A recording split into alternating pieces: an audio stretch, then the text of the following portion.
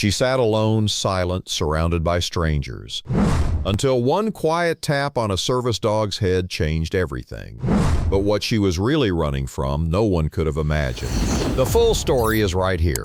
But before we go on, drop your favorite dog's name in the comments and hit that subscribe button. The early afternoon sun filtered through the wide glass panels of the concourse at Atlanta International Airport, streaking shadows across the gleaming tile floor. Passengers moved in waves, dragging suitcases, checking boards, clinging to boarding passes. It was the kind of day where everything felt typical, until it wasn't. Among the scattered crowd, a man in his 50s stood out not because of his clothing or behavior, but because of the canine at his side. A golden retriever in a blue service vest walked calmly, in perfect sync with the man's steady gait. The dog's eyes were alert but serene, ears flicking now and then at sudden noises, a crying baby, a dropped bag, a rolling suitcase. This was Rook, a fully certified psychiatric service dog trained to detect emotional distress and trauma in children. His handler, Garrett, had worked for over a decade training dogs for children with special needs and severe anxiety. Rook was special, patient beyond measure, keenly responsive and intuitive in ways that sometimes unsettled even seasoned professionals. Today was supposed to be an ordinary check-in day. Garrett and Rook were flying back to Raleigh after a conference on trauma response dogs. Neither had anticipated what would unfold at Gate 37. At first it was subtle. Rook paused mid-step and turned his head slowly, ears forward. Garrett felt the tension in the leash. Something was off. Rook had locked onto someone in the waiting area. Garrett followed his gaze. It was a little girl, maybe 7, possibly 8. She sat alone in the corner near a vending machine, knees pulled up to her chest, her backpack hugged tightly in her arms. Her face was mostly hidden beneath a wide cap, and she wore an oversized hoodie that swallowed her frame. No one seemed to be paying attention to her, not gate agents, not nearby passengers, not the man 2 seats away who seemed to be checking his watch every 30 seconds. Rook's stance shifted. His entire body leaned toward the girl, but he didn't bark or growl. Instead, his breathing changed, shallow and focused. He took one step forward and stopped again. Garrett knew this body language too well. This wasn't curiosity. This was alert mode. Rook had sensed something. Before Garrett could speak, Rook started moving, slow, deliberate steps toward the girl. Not aggressive, not anxious. Almost respectful. Like he didn't want to scare her. Garrett kept pace, unsure of what Rook had picked up on. The dog reached the girl and sat, silent, still, and then the girl looked up. Her face, barely visible, was pale, eyes darting. But it was her hand that made everything shift. She didn't speak, didn't flinch. She lifted one hand from her backpack and extended her index finger. One tap.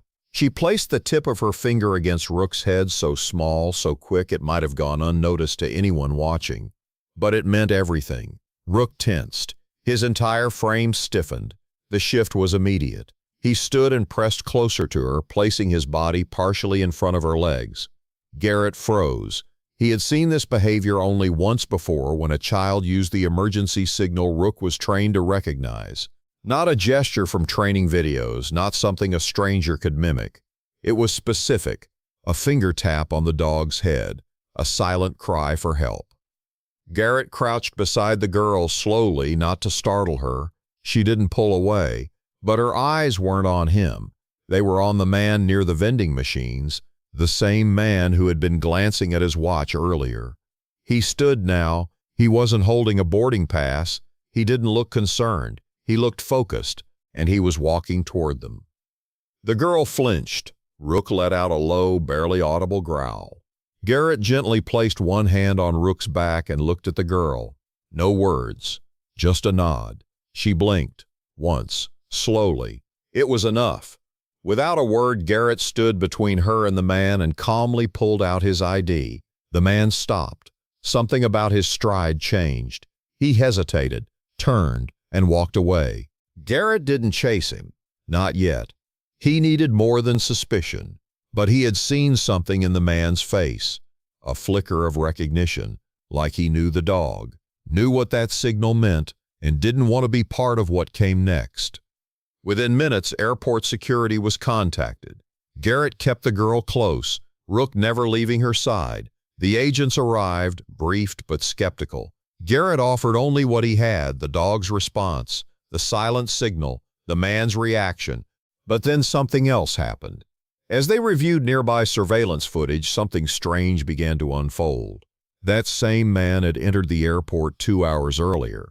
No ticket, no bags, but he had been following the girl and the woman she arrived with, her mother, presumably.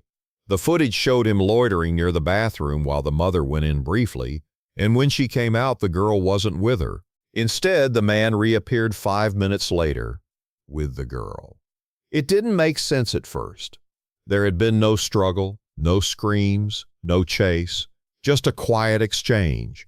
But the timestamp didn't lie. Security reviewed the footage again. The girl had gone into the restroom with her mother, but only one child had come out with a man. Garrett didn't speak. He watched as Rook remained firmly by the girl's side, his tail still, his body acting like a barrier. The little girl hadn't said a single word, but she didn't need to. Rook had understood her tap. It took another 20 minutes to locate the man on another concourse. He was walking fast, head down. When officers approached, he tried to walk faster. It ended in an arrest. But the real puzzle had only begun. Back at the terminal, airport security tried contacting the mother through the airport PA system. No one responded. Garrett remained with the girl in a private security room. Finally, she whispered something to one of the agents. They nodded and left the room quietly. Then, a shockwave. There was no record of the mother buying a ticket, no ID at check-in, and when they checked the restroom, empty. But one of the cleaning staff remembered something. A woman had entered with a child and exited minutes later alone, rushing, face pale. She left through the emergency side door, which was rarely used. When asked why she hadn't stopped her, the cleaner only said the woman looked like she was about to collapse. She thought it was a medical emergency. That moment unraveled everything.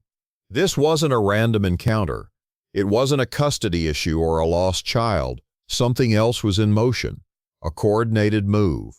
And for reasons still unclear, this little girl had slipped through the cracks. She had walked the concourse alone, unnoticed, until one silent finger tap on the head of a service dog changed the trajectory of her fate. That night, Garrett sat with Rook in a quiet corner of the airport's operations room. The girl had been taken into protective custody. She still hadn't said much, but she had finally let Rook lie beside her, one hand resting on his head, her eyes half closed. For the first time all day, her shoulders dropped just slightly. The tension in her small frame eased, and Rook didn't move an inch. Somewhere in the security footage, in the background noise, in the chaos of one airport afternoon, a truth was waiting to be revealed. The girl had made a choice, not to run, not to scream, but to reach out to the one creature she believed would understand her pain without asking questions. She had been right, and Rook had responded with everything he had. The storm that gathered behind the scenes at Atlanta International was far quieter than the buzz of boarding calls or overhead announcements.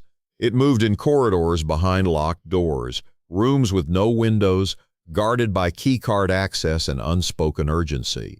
The little girl who had tapped the golden retriever had been transferred into a child protection hold under the supervision of the Georgia Department of Human Services. But the real work had just begun. Garrett stayed behind, Rook too. They were not required to remain, but no one questioned it when Garrett politely refused to leave. He wasn't law enforcement, not officially, but people understood now. Something rare had happened, a silent signal, a response from a dog that had never been trained for this exact scenario, but had still read the moment perfectly. The girl's name, according to the temporary documentation recovered from her backpack, was Ellie. No last name, no school ID, no family photos, just a stuffed rabbit tucked inside her bag and a folded note written in a rushed hand that simply read, "Trust no one, stay quiet, wait for help." The note changed everything. Investigators worked quickly, focusing not on the man detained earlier, but the woman who had entered the bathroom with Ellie and disappeared. While the man had several prior complaints in other states, mostly loitering and questionable behavior around public transport, he claimed to know nothing about the woman. He was a delivery driver, temporarily unemployed, lured in with a promise of cash to escort the girl to a drop point. That was all he admitted. No names, no connections, just vague mentions of being told where to stand and when to move. His story sounded thin, but they had no choice but to chase every thread. Meanwhile, Garrett took a seat in a quiet conference room with Rook resting beside him. An agent brought a copy of the airport's internal reports, laid them out without explanation, and left the room. Garrett didn't need instructions. He began to review everything: gate logs, security photos, baggage scanner records, and something caught his attention. One photo, captured from an overhead angle, showed Ellie arriving at the airport, not with the woman from the restroom, but with someone else. A man, tall, wearing a black ball cap. No distinct markings. He walked ahead of her by several steps, never looking back. Ellie followed quietly, her backpack slipping off one shoulder. She was not walking with him. She was following him. And in the next image, she was gone. The man walked through a TSA exit, vanishing into a side hallway. Ellie never followed. Garrett leaned closer to the image. There was something in Ellie's posture in that frame, something not just frightened, but determined. She looked down at the floor, her arms crossed tightly. She had stopped walking. She had chosen to stop. That decision, made in a corridor of one of the busiest airports in America, may have saved her life. The agents circled back with new footage. A camera near the vending area had picked up a blurry shot of a woman waiting by the restrooms. In her hand, a small card, white with blue corners. She was reading it repeatedly, lips moving as though reciting something, a script. Garrett exhaled. This wasn't spontaneous. This wasn't someone trying to help a runaway child. This was planned, staged. Everyone had a role, and somehow Ellie had slipped through. Back in the protection unit's holding room, Ellie had begun responding to staff, not with words but with movement. She kept close to Rook, never letting him stray more than a few feet. When he walked, she followed. When he lay down, she placed one hand gently on his side. It wasn't comfort, it was survival. That dog had become her ground wire. One caseworker observed that she seemed to be watching everything. Not out of curiosity, but out of caution, like she expected something or someone to arrive at any moment. Then came a breakthrough. A passenger who had seen the alert posted in the terminal came forward. She remembered something strange. Hours before the incident, she had been in a parking structure waiting for her ride when she saw a girl matching Ellie's description sitting alone in the back seat of a car. The vehicle had its windows cracked. No adult in sight. When the witness got closer, a woman quickly appeared from behind a pillar, got in the car, and drove off. This was 5 hours before Garrett and Rook encountered Ellie. This opened up a timeline that investigators hadn't yet considered. The girl hadn't arrived with a guardian. She had been stored somewhere until the moment came to move her. The theory forming now was darker than anyone expected. A coordinated handoff, a child being moved between adults like cargo. Deliberate, rehearsed, with multiple backup plans. But something had gone wrong. In that bathroom, Ellie had made a choice. Whether she slipped away on her own or was let go on purpose was still unclear. But she had ended up in that terminal without supervision, without tracking, and most importantly, without control from the people who had been moving her. And she had known not to speak. Instead, she had waited, sat near the vending machine, scanned her surroundings. And when a dog in a service vest walked by, when she saw his eyes, his posture, his calmness, she had made her move. The finger tap wasn't just training, it was hope, a signal sent by someone who couldn't use her voice. And Rook had answered. As the day passed into evening, Garrett stepped outside for air. Rook remained inside with Ellie, who was now fast asleep beside him on a blanket laid out on the carpet. Her hand still rested on his fur. Garrett's thoughts spiraled. He had trained over 50 dogs in his career. Rook was special, yes, but what Ellie had done was something no training manual could anticipate. She had waited for the right moment. She had judged character, measured risk, and trusted instinct. In her silence, she had done everything right. It wasn't long before federal agents from Homeland Security became involved. This had grown past a local issue. The coordination, the planning, the intentional silence all pointed to something bigger.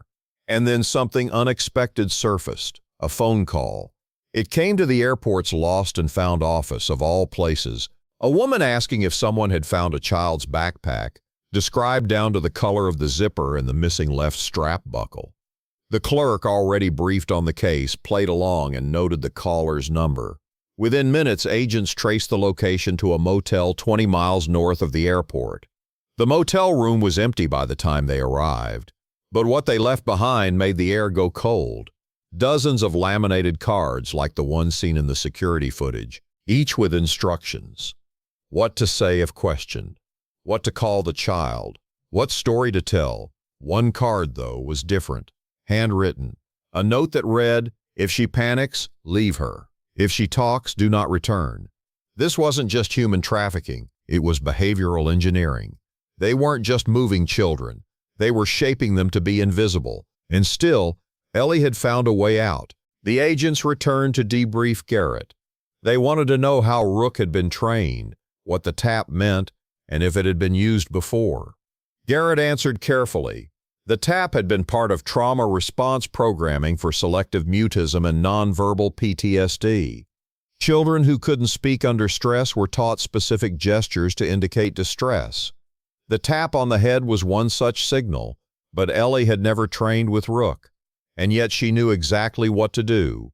That night, a specialist reviewed the footage again, this time with Garrett and two child psychologists in the room. They watched frame by frame, starting from the bathroom exit to the vending machine corner. At one point, Ellie was seen staring at a passing boy with a service dog. She observed the boy gesture to the dog with two fingers, and the dog sat down. It was a simple cue, but Ellie had paid attention. Then moments later, she spotted Rook. That was the spark. She had seen something, recognized a pattern, and trusted it. The mystery wasn't fully solved. The people behind this scheme remained at large, but the case had cracked open in the most unusual way, not with a sting operation or tip-off, but through the quiet intelligence of a child who saw hope in the calm eyes of a golden retriever. And now, a team of investigators, child advocates, and trauma counselors was racing to understand how many others might still be out there, children trained to stay silent, to obey scripts, to wait. But maybe, just maybe, somewhere out there, another dog like Rook would be waiting. By the time morning broke, the walls of the investigation were closing in. What had begun as a confusing scene in a crowded airport now spanned 3 states, 6 surveillance reviews, and multiple coordinated raids. Still, what stood at the very heart of the case wasn't a document or a confession. It was a dog and a little girl who still had not spoken a single full sentence. Ellie remained in protective custody under a trauma response unit. The facility was warm, quiet, and covered with blankets, books, and enough neutral lighting to feel less like a clinic and more like a shelter. She stayed close to Rook every moment. At night, she'd curl into a corner of the padded floor near his body. During the day, she followed him step for step, barely blinking when people entered or exited the room. But there was something new now. She had started drawing. The child psychologist noticed it first. At first, the drawings were mostly colors, deep shades of brown and dark gray. But then came shapes, sharp lines, box-like structures, figures with no faces, and slowly a pattern started to emerge. There were 3 figures in most drawings, one tall, one medium, one small. One figure always stood apart from the other 2. It was Ellie. The professionals understood what that meant: disassociation, displacement. A child trained not to connect emotionally, not to bond. But what they didn't expect, what surprised even the most seasoned among them, was that in one drawing a 4th figure appeared. A dog, larger than the others, standing in front of the smallest figure, a shield, Rook.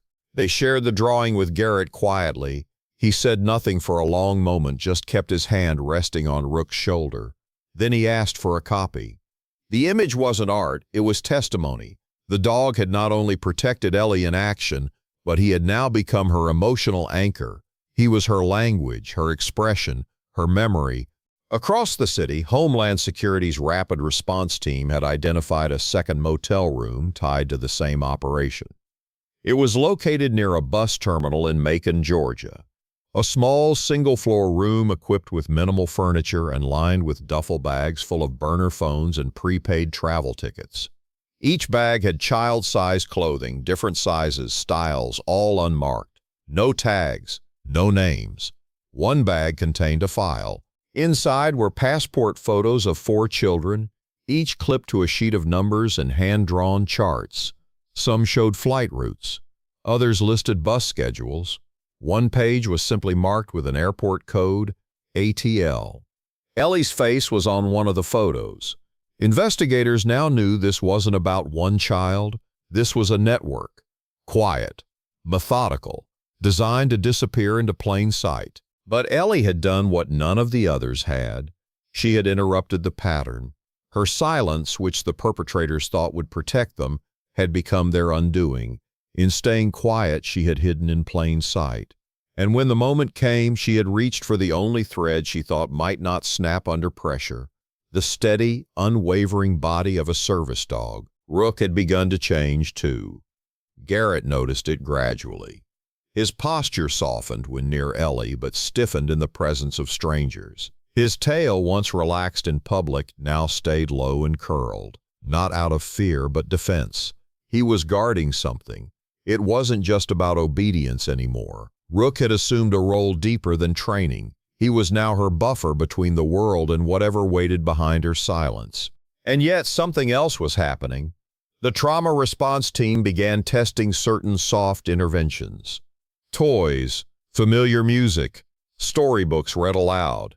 Nothing worked until they introduced another child.